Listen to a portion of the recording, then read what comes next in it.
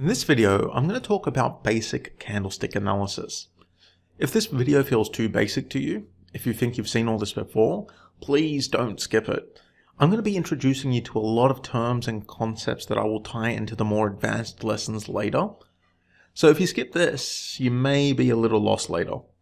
Be sure to have a document open or pen and paper handy to take notes. And let's get started with some candlestick basics. The first thing I'd like you to do is to look at this list of candles. You've probably seen something like this before, right? Well, if you have, try your best to forget it. Try your best to forget all of that stuff. Forget that this is a doji and that is a morning star. Forget that these are reversal candles because they aren't. I need you to forget all that general candlestick knowledge that you have seen around, because I want to take you right to the starting point of a new candle. And I want to teach you how to view candles differently. So, what is this thing?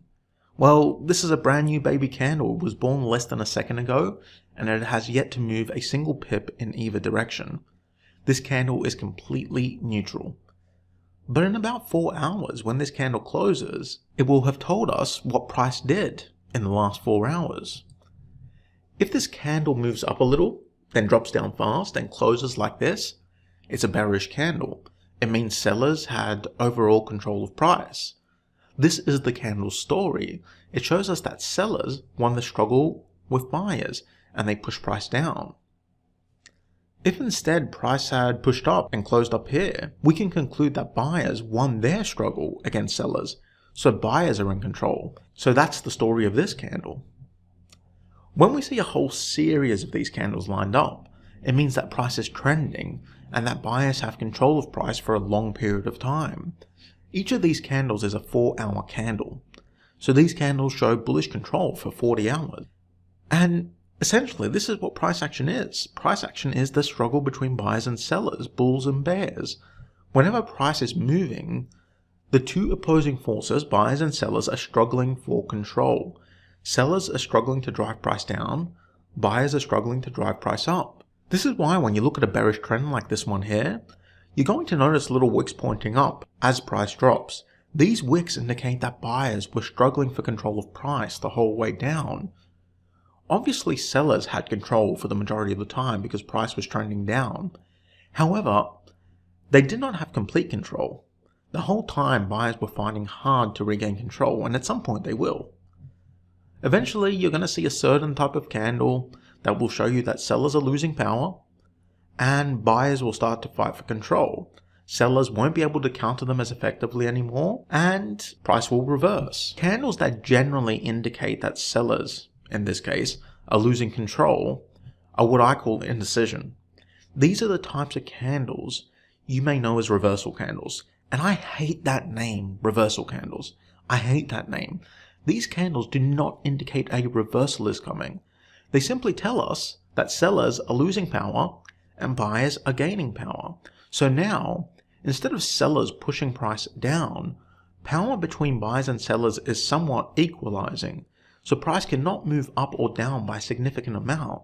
That's why we're seeing indecision. And that's what this is. It is just indecision. So we started with a nice, strong, bearish trend. Sellers had control of price. They drove price down for 10 candles. Then all of a sudden, sellers started losing control of price. They can no longer push price down. Buyers start fighting back. These candles indicate that this trend might end right here. If buyers gain control, they can reverse price. However, sellers can also regain control and continue pushing price down. In this case, price did in fact reverse. So what happened here?